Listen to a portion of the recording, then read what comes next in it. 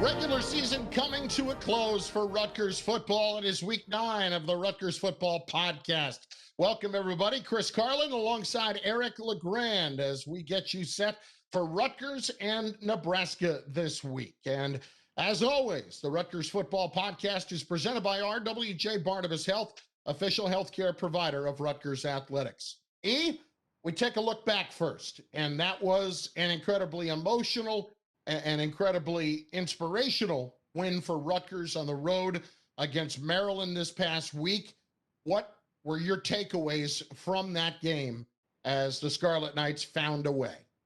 I like to talk about this when I talk to teams and stuff about finding dogs on your team, guys that just go out there and they scrap and they claw, no matter what the situation of the game is. But in just whatever it is, you can rely on them. Rutgers found some dogs. They have some dogs out there that they just come together for each other. They go after what needs to be handled, and they find a way to get the job done at the end of the day. And that team is special to me. You know, looking back on what these guys have been through in the past, previously over the years, to see how they just are just so accepting to this new staff and buying into the culture and sacrificing for each other.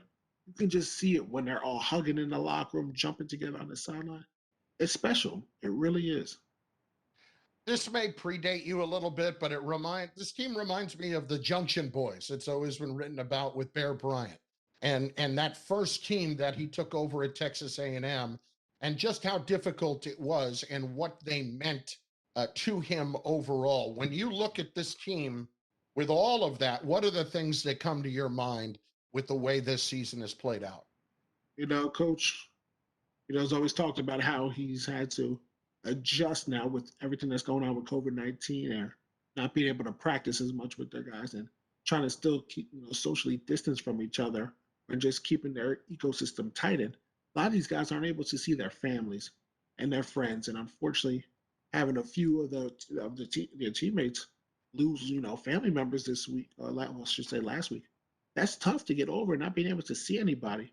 Then having to go out there and perform for 3-4 hours in a game, that's not easy to do. So in order to that, you just got to lean on each other. You have to come together. You all know what you're fighting for, what you're believing in. It's time to go out there and actually do it. And no matter how good things are going or how bad things are going, staying focused on the task at hand is the ultimate chop. And that's what Rutgers was able to do last Saturday. Eric, who's impressing you the most right now? I mean, there's a collective amount of guys that are impressing me. One, how about Art Tsukowski? Everything that's gone on with his career so far, just the ups and downs, and supposedly coming out of high school as one of the best, quarterbacks in the country, and not having the production that he thought that he would have in the very beginning, but staying humble, staying focused at the task at hand.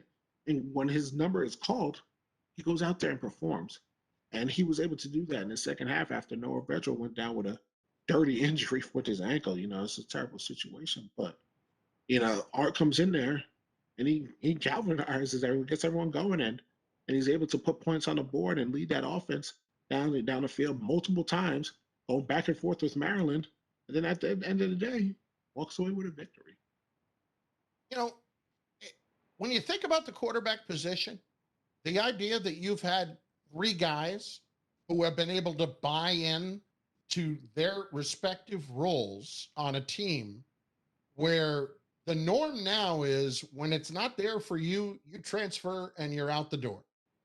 I think that's one of the more remarkable storylines of this season, that you've had Johnny Langan play the role that he has, that you've had Art really improve. He looks like a completely different quarterback than the guy we saw last year. And then Noah Vedral, who I think has just been a steadying presence, yet they all own the roles that they have and seem content with them. And I think, all 3 of these guys have been humbled. Noah Vedral went to UCF and then to Nebraska, now Rutgers. Johnny Langan transferring as well, coming in into Rutgers. Then Art, now, living up to what everyone thought he was going to be in the very beginning. These guys all realize, you know what? I'll put my pride aside. Everything that's gone on in the past while I was supposed to do this, no. I'm here in this current moment. This is my role. It's my job to go out there and execute that role when my number is called on. And they have embraced that. Eric, when Rutgers started the season, what were your expectations and have they been surpassed? So, but I always say before COVID, people called me crazy. I said that this team has a chance to go bowling. Because when I was looking at the schedule and everything, I said, and people were like, wait, what? Were you watching the same team we watched last year? I said, I know how quick it can change with the culture that they have. And when everything gets canceled, then it's going to be a strictly Big Ten schedule. I said to myself, there's going to be some tough games. They're going to be scrapping and clawing every single game. But it's going to be a grueling schedule playing 8 straight Big Ten games, now 9. I said, it's going to be a tough team, but watch. This team will surprise you, and they'll get more wins than you actually think. And here we are now, week 9 straight in the Big Ten, and they have an opportunity to get their 4th Big Ten win and the most that they've ever had so far in this conference. That says something a lot about this team, the coaching staff, and everyone just buying into this program. And Eric, the next man up thing, I'll ask Coach about this in a few minutes, but the fact that you watch guys in a game this past week without spring practice be able to step up, Najee Jones playing the way he is at safety, when you have Rashawn Battle playing the way he is at linebacker, when you have Robert Longerbeam, who just made the transition over to cornerback, out there and getting significant time due to injury and playing well, it's it's nothing short of remarkable that they've been able to develop that kind of depth on the defense in a relatively short amount of time. Yeah, and the depth that they need. So a lot of these guys that are getting thrown out there, they're going to be, they're going to be playing a lot of football in the future to come. So they're getting a lot of experience right now. But to be able to train those guys and have them all on the same page right now, that's not an easy thing. Not at all, Chris. But they're able to find a way to get everyone to know their assignments, know where they're supposed to be lined up. Obviously, the technique will always have to be worked on. Just more reps, more reps, more reps. But knowing where you're supposed to be, who you're supposed to cover, that's the most important thing. So the knowledge that these coaches are putting into these players' heads, it's there. The technique is just going to get better from there. And being able to throw, now when that you have multiple guys now that you can throw out there if somebody goes down, that next man up mentality now sticks and says, you know what? One man down, we got another. Well, up next, we will visit with the head coach, Greg Schiano, get his thoughts, get your questions in for him. And then a little bit later, something special, a little bit different, as Coach and Eric have a conversation as only a coach and a player can have. It's going to be special. Make sure you stay tuned. We're just getting started on the Rutgers Football Podcast presented by RWJ Barnabas Health, the official healthcare provider of Rutgers Athletics. We return final week of the Rutgers Football Podcast of the regular season. Chris Carlin joined by the head coach, Greg Schiano. As always, our interview is brought to you by our good friends at RWJ Barnabas Health, the official healthcare provider of Rutgers Athletics and New Jersey's most comprehensive health system. To learn more, visit rwjbh.org. Let's be healthy together. Coach, that was from pillar to post, an exciting football game. And for you to come out on top with your team, it had to be just remarkable. We saw a lot of the reaction after the game. A couple of days later, as you reflect on that win over Maryland, what are your big takeaways? Well, it was a hard fought win by a team that I think was really tired. They had to really find a way to go out and play the way they did and for each other. And I think they truly did it for each other. That's what made it so special. And it's been documented. We had a few losses. Players on our team lost loved ones during the week, or were in the process, even as the game was going on, of losing loved ones. So it's been that kind of week. It's actually been that kind of year, right? But it all kind of hit on one week with us, and the kids are leading up to final exams, and a lot of papers due. And you can usually tell as a head coach when you're talking to your team in meetings if they've been up late, and studying, doing papers, because they look tired. And your kids so well, they look tired. They are tired. So, and there's really, you were think back to when you were in college. Sometimes you just got to burn the midnight oil to get everything done, and there's no way around that. This is a very competitive academic institution, Rutgers, and these kids, they have to earn their grades. This is real stuff. So I was really pleased for all those factors that we were able to just keep answering the bell over and over again, because there was so many times that things were appeared to be turning the wrong direction, and the guys just kept playing. As we say, just kept chopping, and in the long haul, it paid off, and it was great that they could be rewarded with a win.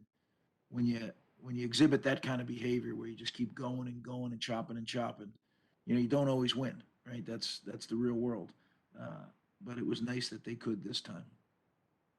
Guys who have been called upon the last few weeks in terms of the depth. I think of Rashawn Battle. I think of Najee Jones. I think of a guy like Robert Longerbeam the other day, who had to go in there and play quite extensively and made that transition over to corner. Have you been able to truly take guys and let them learn on the job in terms of building that depth on the team? Well, everyone's at different stages, right? You mentioned guys, some of them are older guys. Robert's a freshman who moved to DB 3 weeks ago, right? But he's just a natural, and there's so much he has to learn. But when you're a natural, sometimes you can get away with some stuff, and Robert can really run. So, yeah, I'm just so pleased that guys have been preparing. Najee Jones is a great example of a guy who's been preparing, even though he wasn't getting hardly any reps on defense. Just kept preparing. And when his opportunity came, man, was he ready for it? And he really seized it. So it's a great lesson, right? Because as I tell the team all the time, there's no such thing as missed opportunities, because somebody's always going to take it. It might not be you, but opportunities are there and someone's getting them. And I was really pleased to see a lot of our guys step up and take advantage of their opportunity. And again, the mentality that continues to permeate through the team, whether something good or something bad happens, you continue to see them chop. And a guy that comes to mind is a guy like Mike Tverdoff, who makes a huge play after he's already had 2 sacks to really make it a difficult situation late in that game for Maryland in overtime. Well, there's no question about it, Chris. And, Mike's been really getting better each week, because I've really challenged him, and I know his coaches have challenged him. Mike, we saw when we got here, Mike made some really big splash plays, but I didn't feel like he was playing at the level that he could consistently. And that's been the challenge that's been put on him, and he's really improving week to week to week.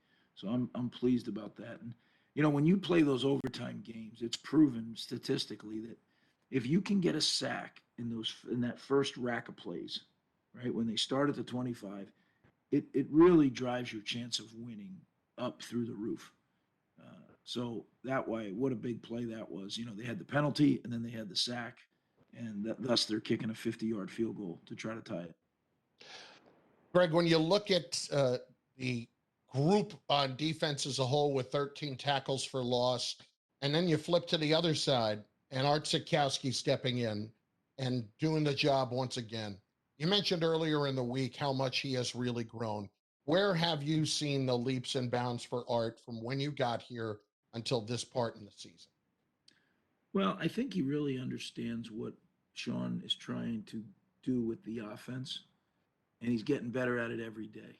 So I think what Sean does a good job is he kind of takes the offense in the direction it needs to go, depending on who's playing quarterback, who's available at running back, at wide receiver.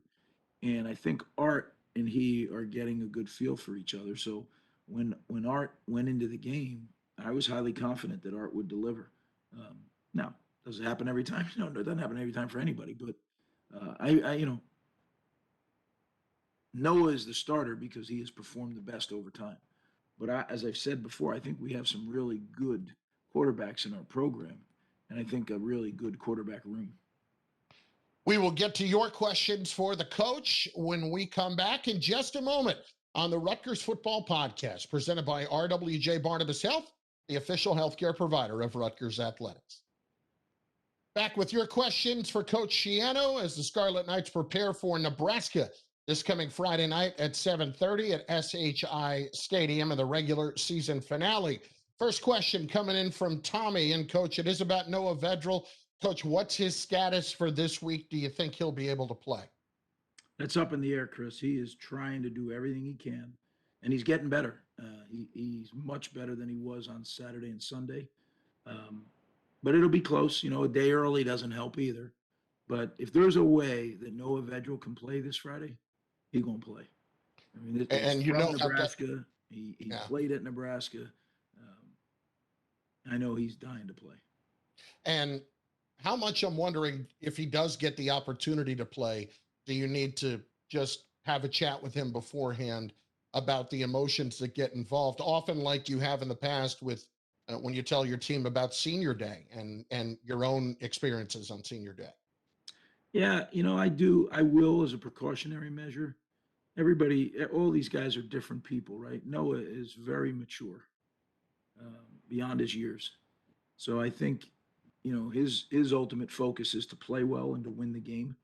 And I think he has great mental toughness that he will stay in the moment. But it's been good. You know, he's been helping our preparation.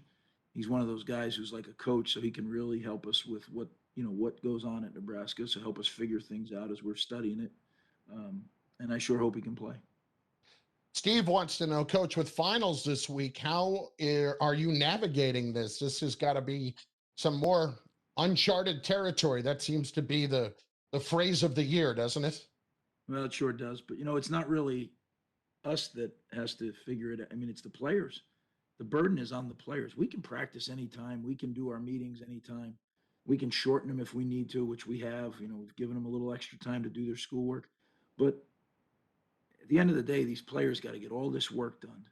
And then they have the physical obligation of what they have to do, as well as, everything in just that a regular anybody on the planet has to do, and that's take care of themselves and do the things they have to do. So they are jam packed, and I keep talking to them. Hey, you can see the light at the end of the tunnel. Let's finish this thing the right way, and we have great opportunity. You know, I've talked to them about it. We have an opportunity to win 4 Big Ten football games. That's never been done at Rutgers. And as I've said to them, yeah, it's not. We're not doing this with the trophy, not quite yet, but along the road to getting there are certain markers, and winning that 4th game would be a marker. Donna wants to know about the composure of the team at the end of regulation the other day. You talked about this a little bit and how much this is practiced, but just the way they were able to handle it so coolly and calmly and execute just the way you wanted with no time left on the clock. Well, you know, our coaches and our players spend an awful lot of time on situational football. And I think since we've arrived, we've spent so much time on it that our kids really enjoy it now. You know, when we had COVID and we were doing all those meetings, you had a chance to go over some of that stuff, maybe even more than you would if you were able to practice. So we literally went through every situation that we address in the game. And certainly that is one of them, you know, where you have to let the clock drain and then kick the field goal so you don't have to defend a kickoff. And they did it, you know, very, very clean. Coach, next question, our last one comes in somewhat related to that. Coach, this is from Tommy. He wants to know about your relationship with Valentino Ambrosio. You made reference to it in your post-game news conference the other day, that you have a unique relationship with him. Just if you could expand on that a little bit and what you mean when you say that. Well, you know, he's a funny guy. I mean, he's got a lot of personality, and he's straight Jersey, right? So will you just stop with all your shenanigans? Just hit the darn ball between those yellow pipes and it's fun. I mean, he's a very talented guy, and you know, he's just got to get back in the flow of being a football player. He's been playing soccer for a lot of years, and you know, it wasn't since high school that he kicked, but he has a really, really powerful leg. His ball climbs very quickly, and you know, I have a lot of confidence in him. And I go back to a comment you made a few weeks ago that he'd played in some real pressurized situations in soccer over in Europe. So this was certainly nothing new to him the other day. Yeah, I mean, that's exactly right, Chris. And there's something about that, right? Certain people have that experience and have the ability through that experience to be calm and go do your job. And I was proud of the way he handled that Saturday. Okay, Scott Frost and Nebraska this Friday night. First of all, the game changed from 4 o'clock to 7:30 because Purdue and Indiana had to be canceled due to COVID concerns. Does that help benefit you somewhat more in a schedule standpoint, considering finals and everything going on? Now 3.5 hours. It helps a little bit. Saturday would have been best, and I was hopeful that we would get Saturday. Now, I don't know what's going to happen. As we've been going through today, there appears to be a cancellation with Purdue and Indiana. I just got word that there's some issues with Michigan State and Maryland, maybe issues with Michigan and Iowa. Now, who knows what it is? People are sending me things, so I'm aware of it.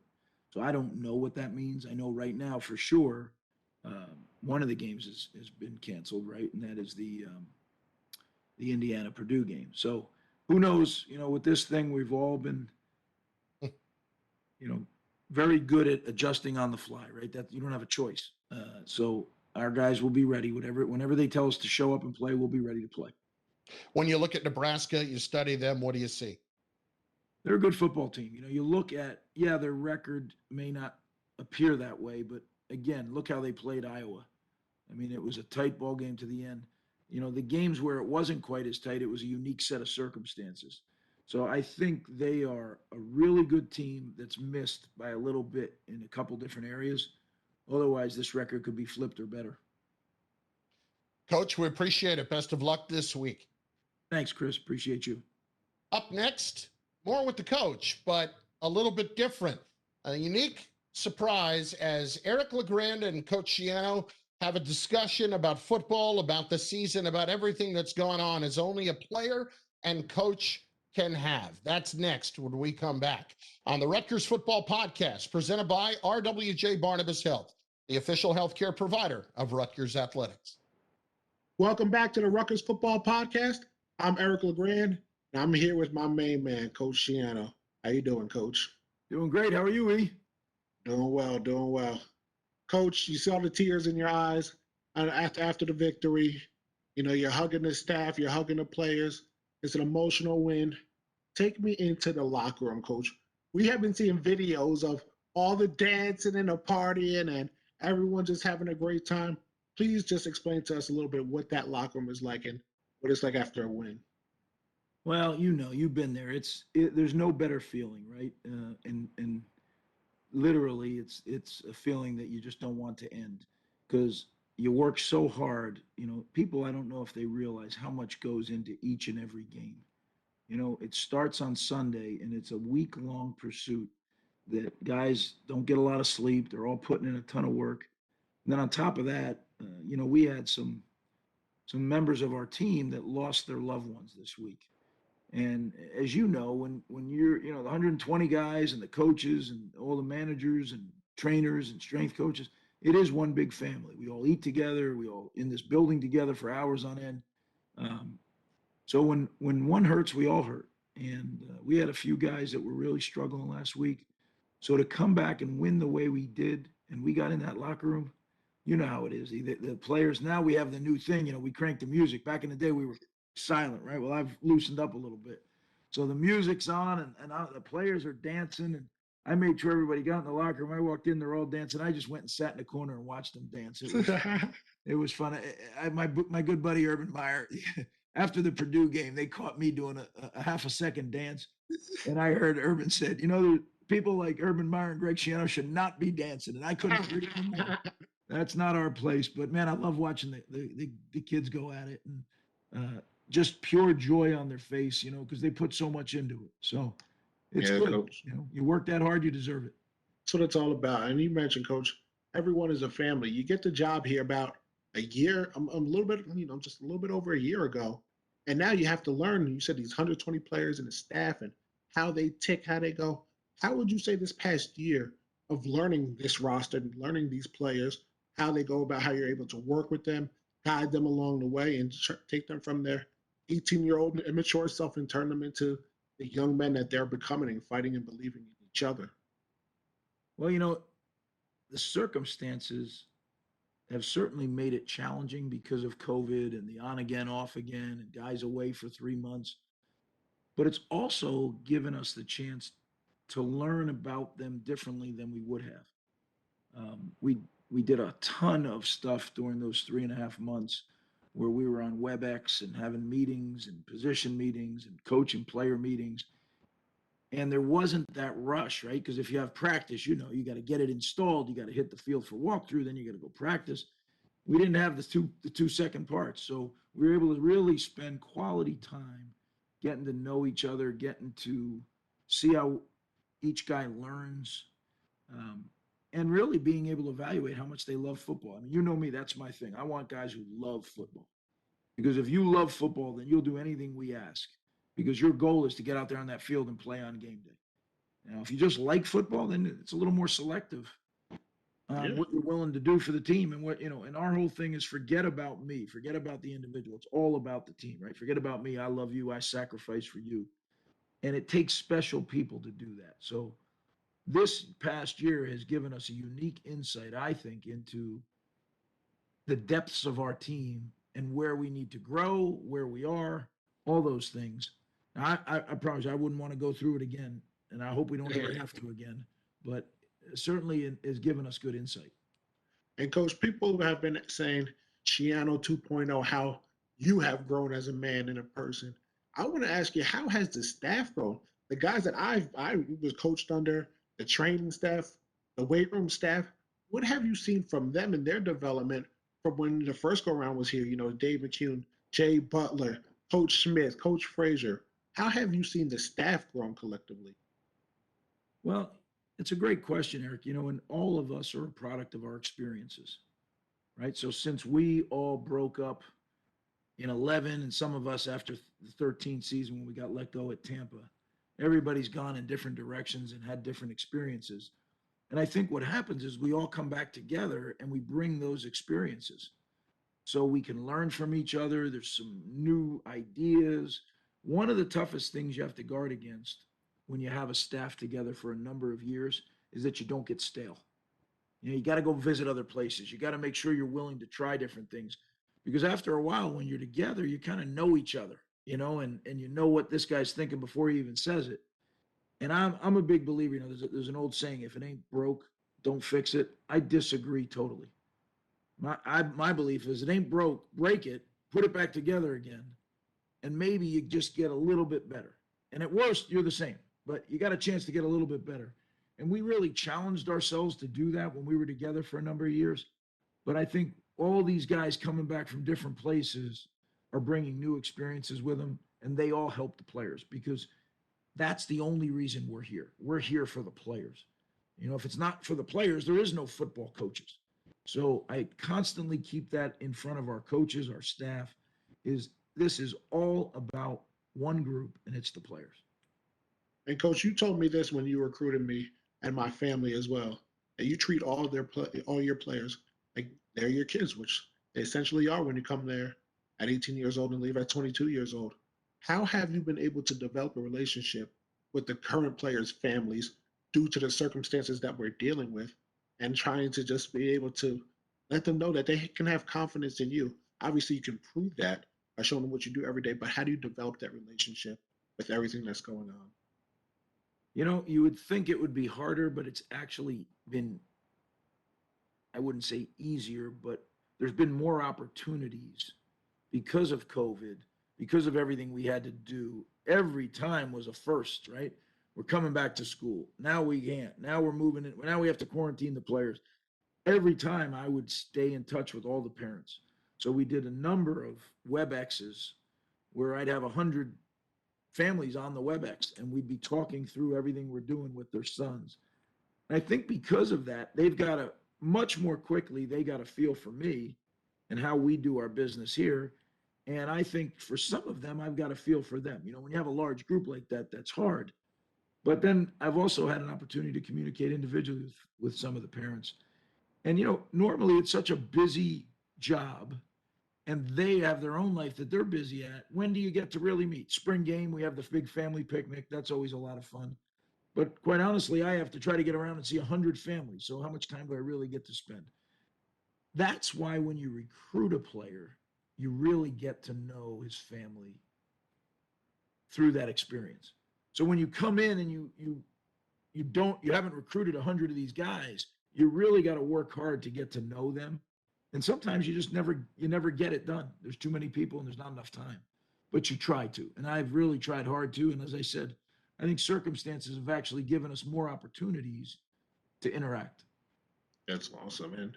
8 straight games in the Big Ten, coach, with a ninth one coming up. Have you been able to keep these guys on the chop? I know it's not easy. I know people are beat up, banged up. How have you been able to implement the family trust chop culture into these guys so fastly? And it's proven, it's showing, coach. You can see it in the way that these guys go out there every Saturday. They play. How have you been able to do it so fast? Well, I think the one big thing that I learned over my travels was culture is key. But, culture may be the most overused word in sports these days. And the one thing that I learned about culture is you have to really limit it because people can't grasp 1,000 different things.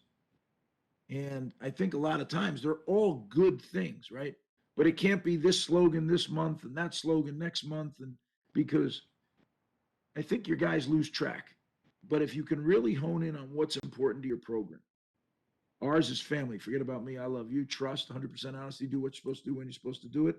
And chop, right? The mental and physical toughness to be able to stay focused on that spot and swing the axe over and over again. That's what our culture is, period. We don't go any further than that. And I think you can take those 3 categories and apply it to anything in life. So that's where we reside. Our guys know it. I think if you walk in this building, anybody talks to, they're going to be able to tell you what our culture is. Now, it doesn't mean we're living it. Not every guy, not every person, not every gal, but they know what it is. And you got to know what it is before you have a chance of living it. So we just kind of keep pecking away at it. It's a real important. We try to bring it into everything we do. And then when you have a little success, well, then it backs itself up, right? Well, yeah, this does work. So it's an exciting time. It's one of the most fun times when you take over a job. I call it the innocent climb, right? There's not, we haven't really had much fun stuff before we arrived. And now all of a sudden, these wins are a lot of fun. You're climbing that innocent climb. Now, there's a lot of steps after that, but boy, is this fun right now. And as you mentioned, this will be the 9th straight game. And these guys are in final exams. I mean, all the cards are stacked against them, but I'm just betting on our guys. I think they're gonna rally up and they're gonna have one great last effort, and I'm happy. I'm happy they're gonna be able to do that. Now we got to go do it though. And as I told the team, it's not what happens on Friday night. It's what we do between now and then that gives us a chance to then go out and do it on Friday night. A last one for you, coach. What has it been like for you personally to be back on that Scarlet Knights sideline and leading these guys here in New Jersey? Oh, it's been a blast. I mean, I love coaching. I love the guys I'm coaching with. I love our players. It's been hard personally. My daughter's graduating from high school back in Ohio, so my wife's been commuting back and forth, so I get to see them a little bit. My son's here with me, so I get to see Joey. The twins have been traveling around a little bit because their season got canceled, but now they're back. So we're trying to do the best we can, like every family, trying to manage it. And my wife comes in; she's got to get tested because I'm not going to jeopardize the team. And she and I agreed that's what we would do. So it's been like nothing I've ever been through. I got to tell you, but it's also been very rewarding to see guys grow, to win some games. It's been fun. That's awesome, coach. I'm excited for the program, as you know, and I think all these young men that are here now and that are coming in the future, they deserve the opportunity to learn from you, your staff, and turn into the young men that they should be in society. Is there anything else you want to say, coach? Well, Lee, I want to thank you because when this whole thing was kind of in flux, you came out strong, only the way you would. I loved it. Big E don't shy away from a challenge. That we know. And I do. I want to thank you because it's great to be back. And you keep saying it, right? What we pride ourselves on here most is we bring guys in as young guys, right? as kids. And my goal and our staff's goal is always that when they leave here as men. And men that are ready to go into society, men that are ready to be good husbands and good fathers. And I want you to know how proud I am of you, the way you live your life, the way you really influence so many people. As I've said publicly to almost anybody that'll listen, you're an inspiration to a lot of people, Ian, and don't ever forget it. And I know we're going to get that cure. And when we do, me and you are both going back to that stadium, right on that yard line, we're getting up and we're walking off. Hey, Coach, I'm going to be doing a whole lot of dancing, which is going to be a special moment. And I thank you for being the man that you are. I truly do appreciate you. We'll be back, folks. This is the Rutgers Football Podcast, brought to you by RWJ Barnabas, the official provider of Rutgers Athletics. All right, Rutgers and Nebraska regular season finale. Scarlet Knights with a chance to do something they have never done before, and that's win 4 Big Ten games. And based off of last week, you're feeling good, Eric. You're certainly had a situation where, let me do that again. 3, 2, 1. All right, big opportunity for Rutgers this week hosting Nebraska, a chance to get a 4th win in the Big Ten, something that the Scarlet Knights have never done before. And Eric, last week's a week that was draining. There's no doubt, between players losing relatives due to COVID during an incredibly difficult situation where they can't be around their relatives, whether it's just being physically beaten down as the season has gone along. So how do you just avoid the pitfalls of getting an emotional win and having that just natural letdown in a situation like this? You know, I think being able to come out on the other side of that, getting a win, helps the team so much more now leading into this week. Because if they lost after everything that has happened this season, now trying to get yourself back up for to try to go back out there and play again, it's a little bit tougher. You know, you had the disappointments of the players, unfortunately losing a family members this week. Then you're in a battle, guys are going down, getting hurt, coming back in the game, scrapping and clawing. And then if you lose, that's a tough time, to pick up. But having a victory now and having that rewarding feeling, it's kind of like you take that deep, everything, all odds against me, everything stacked against us.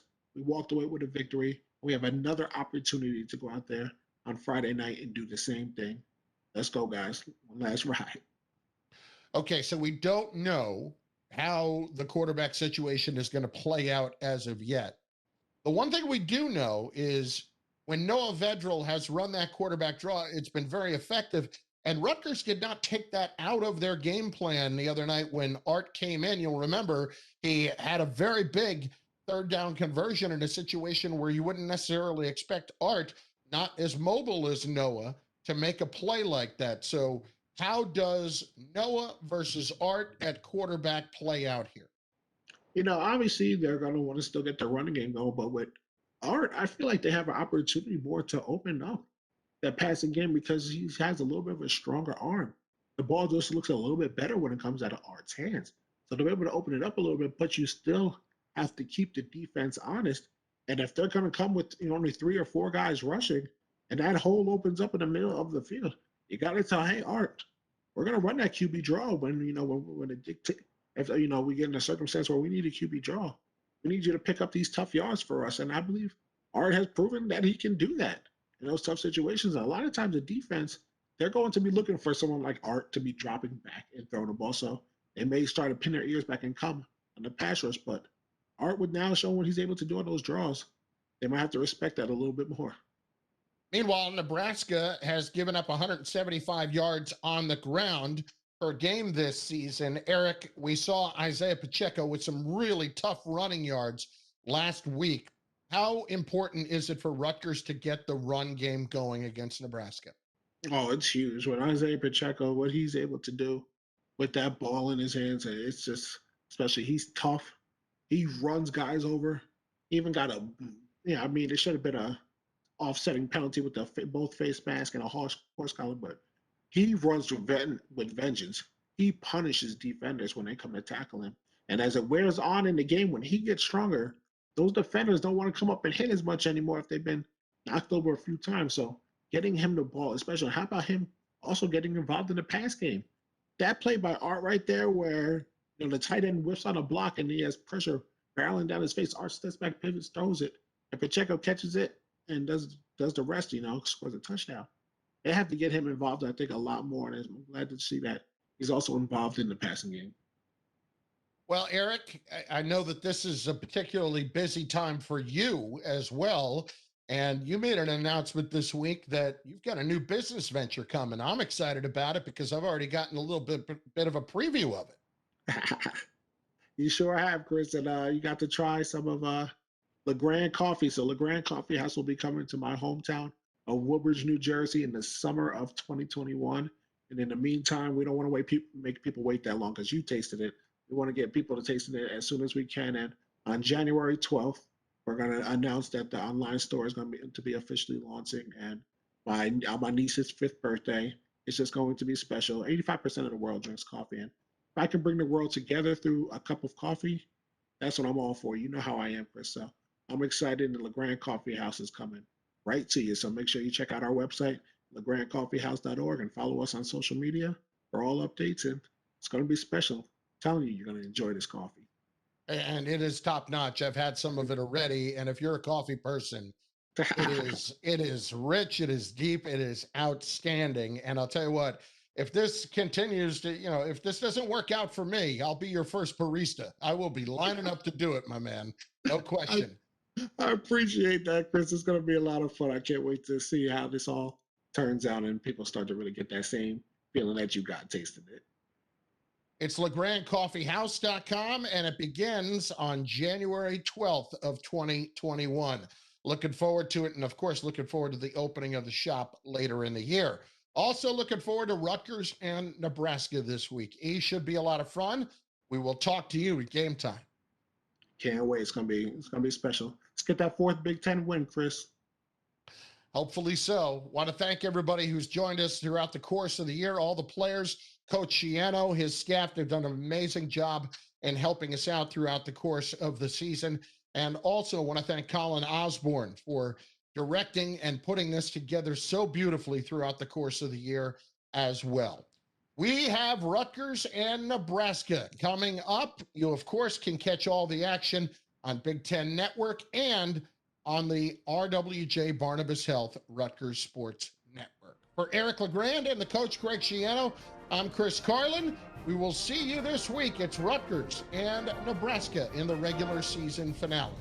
This has been the Rutgers Football Podcast on the RWJ Barnabas Health Rutgers Sports Network.